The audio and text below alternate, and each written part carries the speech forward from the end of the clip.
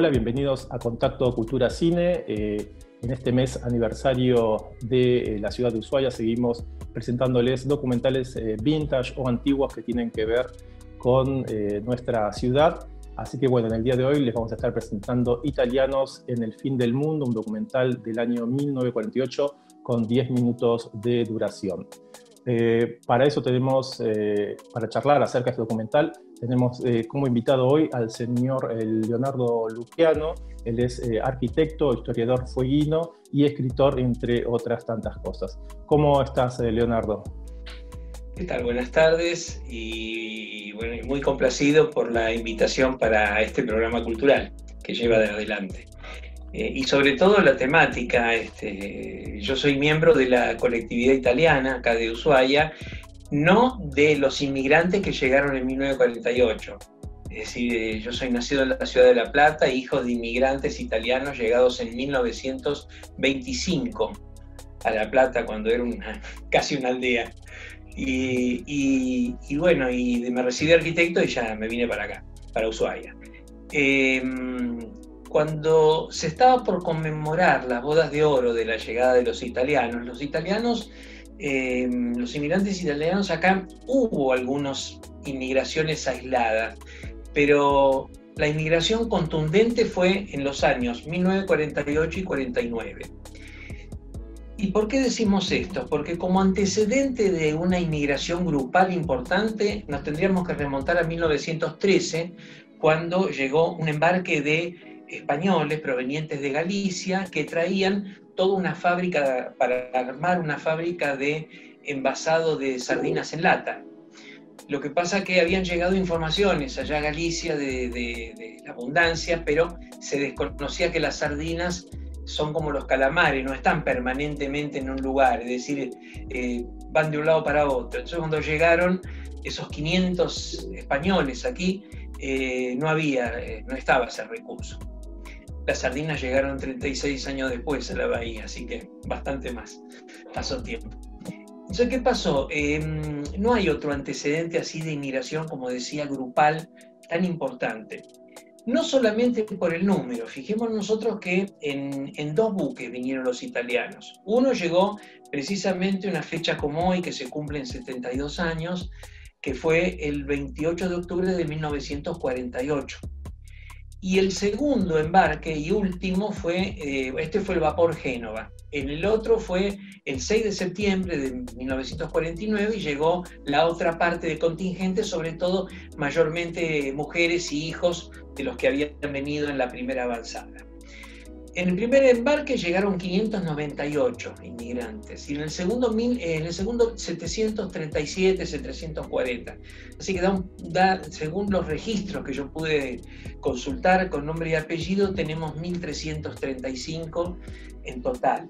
Puede haber algunos más también, porque antes no se anotaba muy fidedignamente cuando eran los hijos. Por ahí el titular sí figuraba nombre y apellido, pero los hijos por ahí solo un nombre, punto suspensivo. Bueno, pero más o menos estamos alrededor de un poco, casi 1.400. ¿Qué característica tuvo la inmigración italiana acá? Una característica única en la Argentina. Porque los inmigrantes que llegaban, sobre todo de Europa y sobre todo de Italia, se dedicaron en Argentina a tareas agrícolas. Por eso se instalaron en Pampa Húmeda, Entre Ríos, algunos en Córdoba. Tenemos un ejemplo, por ejemplo, Colonia Carolla, famosa por sus salames y sus dulces, es una gran colectividad italiana. Bueno, y en otras provincias más, pero siempre se dedicaron a tareas agropecuarias. En cambio, los italianos que vinieron aquí fueron constructores, venían a construir, digamos, un nuevo ciclo de la ciudad de Ushuaia. Es decir, Ushuaia nació, como todos sabemos, con la creación de la subprefectura en 1884 y fue todo un proceso de construcciones de patrimonio maderero, es decir, casas de madera y chapa, materiales livianos, una arquitectura que yo llamo de carpinteros. Cuando fue, cuando fue en el primer gobierno de Perón, precisamente hubo una política de poblar áreas de frontera generando puestos de trabajo y a su vez utilizar recursos naturales, renovables. En ese caso, se firma un contrato, entonces el gobierno argentino, a través del Ministerio de Marina, con una empresa de Bolonia, la empresa de Carlos Borsari, que era un importante constructor allí de la posguerra, y de la localidad de Bolonia, precisamente. Bueno, ahí entonces se contrata una serie de obras públicas que le iban a dar una nueva fisonomía a esta ciudad.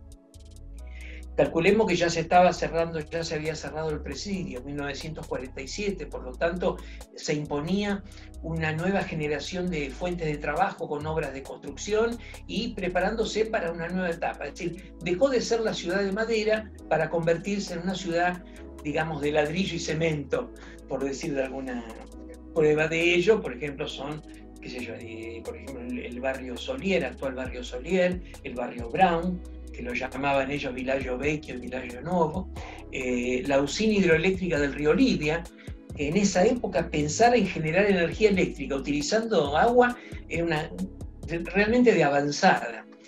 Bueno, y después, por ejemplo, también el frigorífico, la cámara frigorífica y el matadero municipal, atrás de donde está la usina.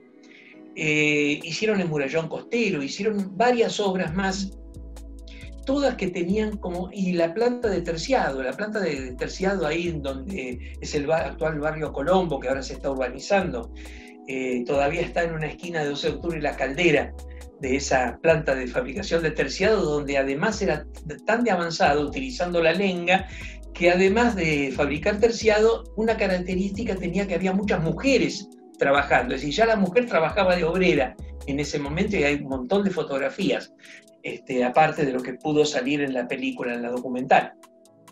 Por lo tanto, fue un caso inédito y totalmente positivo, porque después era un contrato de 2 años y todo el personal que venía aquí tenía pasaje de ida y vuelta. Y muchos se quedaron, algunos se quedaron, otros se fueron a otras provincias y el resto volvió a Italia cuando terminó el contrato.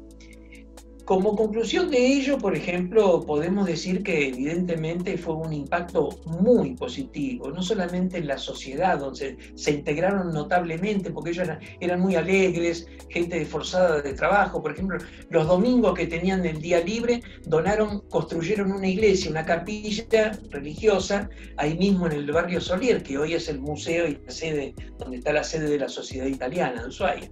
Es decir, era gente que se comprometió mucho con el lugar y aportó no solamente lo que tenía que hacer por el trabajo, sino también integrándose, como decía, a la sociedad. Ya habíamos tenido un italiano, apenas se había inaugurado el destacamento de su prefectura. En las actas de bautismo, de las actas parroquiales, una vez que hicimos un evento en homenaje a los salesianos por más de los 100 años de presencia en Ushuaia, trajeron el primer libro parroquial y había un bautismo en Isla de los Estados, en 1884. Es decir, prácticamente el señor, apellido Muso, fue el primer italiano, digamos, de los orígenes de la ciudad de Ushuaia. Pero vamos de vuelta a esto. Esto es muy importante, este evento, y ha dejado muchas secuelas positivas en la ciudad. Muchos de los que quedaron se dedicaron también a ser albañiles, carpinteros, es decir, gente que trabajó en la construcción, sobre todo ingresando como personal civil en la Armada, en la base naval, que se creó en 1950, cuando ya se había cerrado el presidio por cuestiones humanitarias. Entonces, realmente podemos decir que estamos ante una gesta que ha sido totalmente inédita y provechosa para la Argentina y para la ciudad. Imaginémonos que siempre los inmigrantes italianos fueron la mayor cantidad de inmigrantes en la Argentina. Hasta 1920 habían ingresado 2,5 millones de italianos y los seguían los españoles con 1.400.000. El movimiento migratorio en la Argentina entre 1876 y 1976 movió 25 millones de inmigrantes. Es decir, como todos sabemos, somos un país de inmigración muy extenso y que había que poblarlo, ¿no es cierto? Y bueno, y en este caso,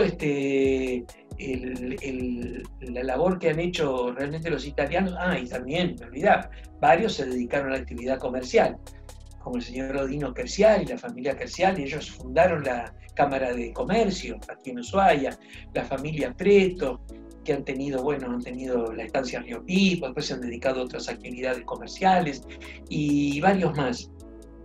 Así que como conclusión yo diría que realmente ha sido algo un evento que ha sido totalmente positivo para la ciudad. No lo digo solo como miembro de la colectividad italiana y de la sociedad italiana de aquí, sino también como ciudadano de acá de Ushuaia, al ir haber analizado los cambios, que hubo cambios físicos, cambios morfológicos en la ciudad que han sido muy provechosos. Tenemos, por ejemplo, el edificio del Correo, la aduana, es decir, edificios que se hicieron después del contrato, que han tenido intervención. En el barrio, por ejemplo, Piedrabuena, también de suboficiales de la Marina, cerca de la Plaza Piedrabuena, las Casas de la Misión. Así que, digamos, fuera de lo que fue ese contrato base, hubo mucha realmente incidencia de estos italianos aquí en Ushuaia. También muestran cómo se estaba creando una escuela, que imagino que es la escuela número 1, ¿no? La que se muestra en ese documental. Sí, porque la escuela número 1 tuvo otros antecedentes edilicios, sufrió un incendio, antes estaba ubicada más atrás, es decir, en el sector donde está el José Martí, ya es más en la hoy calle Fadul. Y el último edificio, sí, en el último edificio, el actual, digamos, ahí sí han participado también, no como el contrato, sino como posteriores, es decir, labores posteriores a cuando terminó el contrato de la empresa Borsari. Muchos quedaron y se dedicaron a ese tipo de actividades, ¿no es cierto? Porque claro, eran constructores, por ejemplo, Dante Buiati, que tenía el almacén El Italiano, él, por ejemplo, era picapedrero, él hacía estatuas, monumentos, trabajaba la piedra. Entonces prácticamente la usina del río Libia, él dirigió esa obra como capataz, ¿no es cierto? No como profesional, pero sí como capataz la parte de los trabajos, porque tiene mucha piedra esa obra. O por ejemplo, las calles del barrio Solier, que son abajo de este pavimento que tienen, se le había hecho toda una capa de piedras bocha, por ejemplo, para que el piso de la calle resistiera hasta el tránsito pesado, cosas que se hacían antes, ¿no es cierto? Ahora se hace mucho más sencillo todo y la duración no es la de antes. Bueno, la verdad es impresionante toda la data que nos tiraste, Leonardo. Muchas gracias por participar de este Contacto Cultura Cine y por compartir todo tu conocimiento, que viene muy bien para la presentación de este documental que vamos a ver a continuación. Y te agradezco, y también te quería comentar que ha sido muy, muy bueno rescatar de las historias estas documentales, porque la empresa Carlos Borsari tuvo esa visión de filmar desde que salieron de Italia, llegaron a Ushuaia, todo lo que era el viaje en buque, y además las obras que hicieron acá. Por lo tanto, han filmado mucho en blanco y negro y hay mucho material documental como este noticiero Suceso Argentino o como otras filmaciones, material fílmico, que mucho se encuentra, por suerte, archivado en el Museo del Fin del Mundo.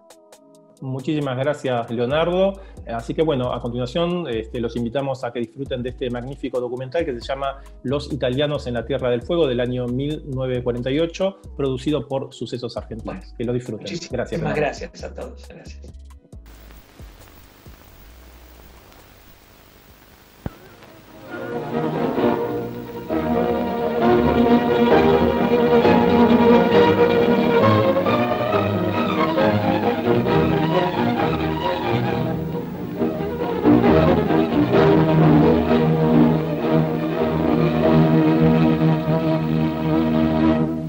Siamo su un apparecchio della Marina da Guerra argentina, diretto a Ushuaia, nella Terra del Fuoco, al 55° parallelo sud. Da poco abbiamo lasciato sotto di noi lo Stretto di Magellano. Voliamo in vista dell'ultima catena della cordigliera andina, la Sierra Salveano. Al riparo delle sue montagne arriviamo all'aeroporto más austral del mondo, il più vicino all'Antartide. Vi arriviamo con un gruppo di operai e tecnici dell'impresa Carlo Borsari, il coraggioso gigante bolognese che il 29 ottobre 1948 vi condusse con macchine, case e bagagli un primo gruppo di 620 italiani.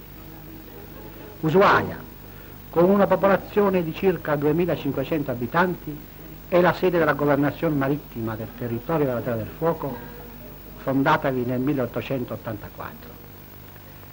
Ma la splendida regione rimaneva pur sempre una specie di bella addormentata nel bosco della Repubblica Argentina.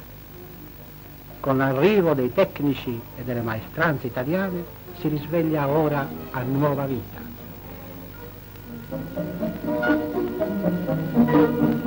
È pur bella la Terra del Fuoco, con le sue grandi silenziose montagne, i suoi boschi, le sue ricchezze che non attendono che l'opera dell'uomo dal tempo dei tempi. Nei suoi laghi solitari, nei suoi canali segreti, la pesca, per esempio, offre grandi risorse, oltre che un piacevole passatempo. Questi animaletti che timidi si affacciano all'acqua sono castorini. E guardate quanta buona legna. Viene dai boschi che ricoprono fitti a perdita d'occhio i fianchi delle montagne dell'isola. I taglialegna costruiscono le zattere di tronchi d'albero che in vere e proprie isole flottanti vengono trasportate dai rimorchiatori verso le segherie, tutto intorno alla baia, più prossime al porto.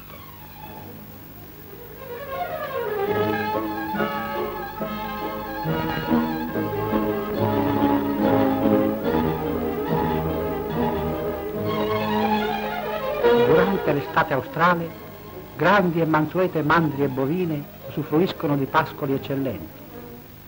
La vera ricchezza del paese, comunque, calcolata in circa 2 milioni di capi, era pur sempre la pecora, che fornisce una lana di eccellente reputazione.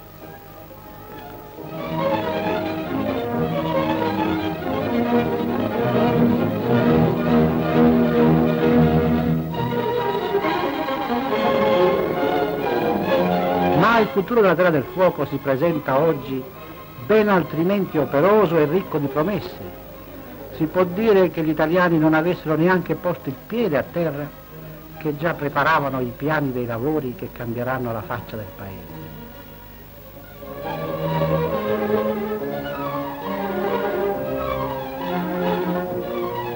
Numerosi cantieri sorgono dovunque come d'incanto. Come vedete, la costruzione di un grande albergo di tipo turistico, capace di ospitare sino a 200 ospiti, è ben avviata, all'ombra del Monte Olivia. Più lontano sulla spiaggia è il primo nucleo della zona industriale del paese, si lavora al mattatoio e al frigorifero, dove sarà possibile conservare carni, pelli, lana. Ed ecco la scuola, per i bambini argentini e per i figli di italiani che diventeranno argentini. Non c'è che dire, sono tutti lavori condotti a regola d'arte.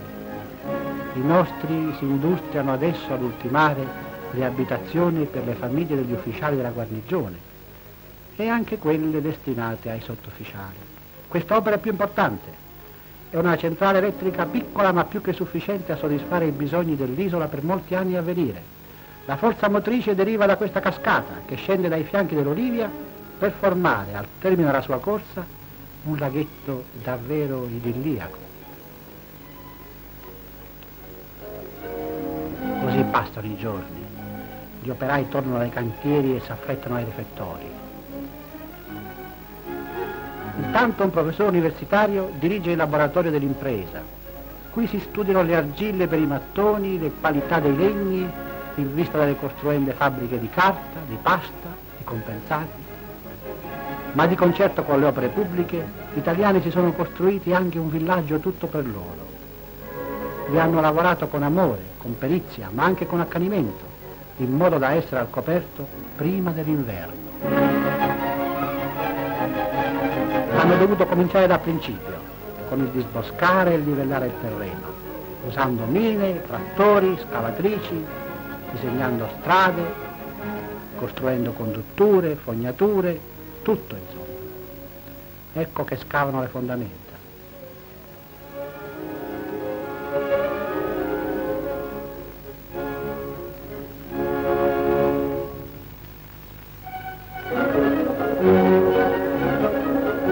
portare l'acqua al villaggio hanno fatto ricorso a una diga, deviando il corso di un piccolo fiume. Gli argentini hanno battezzato il villaggio Barrio Almirante Brown, in memoria del loro grande marinaio, cavalleresco avversario di Garibaldi, ma gli italiani lo chiamano fra di loro la Nuova Bologna.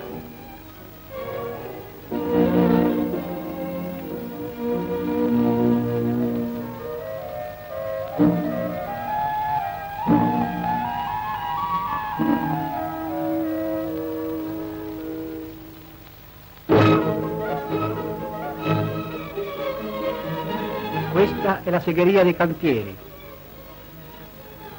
Qui si impasta la calce. Si inizia l'opera dei muratori, mattone sopra mattone, per costruire le case di coloro che verranno. Una carretta porta frattanto legna alle famiglie degli operai.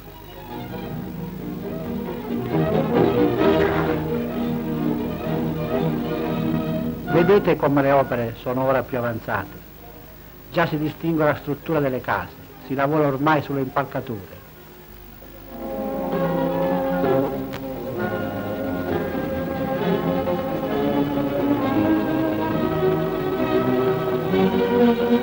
Addirittura sui tetti sono gli ultimi tocchi. Le prime in ordine di tempo a essere finite furono questo centinaio circa di case prefabbricate che l'impresa si era portata dall'Italia. Furono ultimate a tempo di record. Guardate il villaggio ora quasi completo, tutto costruito a mano, dalla mano preziosa dell'artigiano di casa nostra.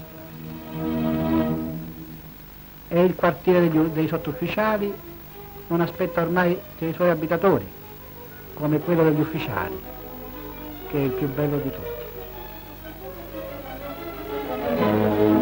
Ora si può dire che il lavoro ultimato è stato un buon lavoro. La Nuova Bologna è nata, eccola qui, nuova di zecca.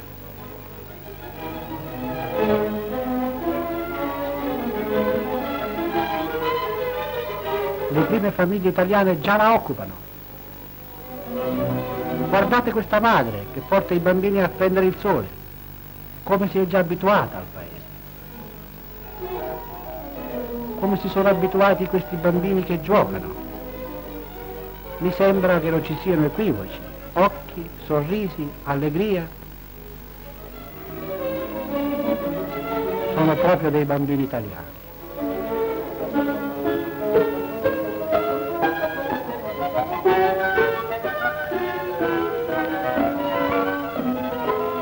Ormai il nuovo barrio fa parte integrante della vecchia Ushuaia, nella quale non mancavano linde costruzioni, come la Gobernazione o il Banco della Nazione, da dove partono le rimesse dei nostri, la nuova chiesa dei padri di Don Bosco.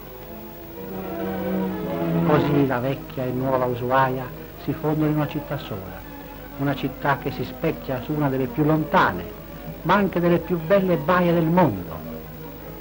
Osservate laggiù nello sfondo l'isola Navarrino.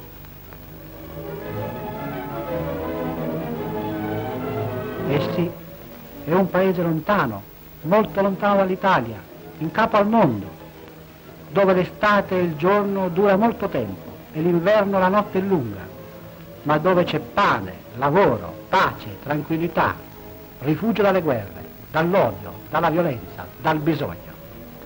È un bel cielo da guardare, un cielo che fa pensare all'Italia.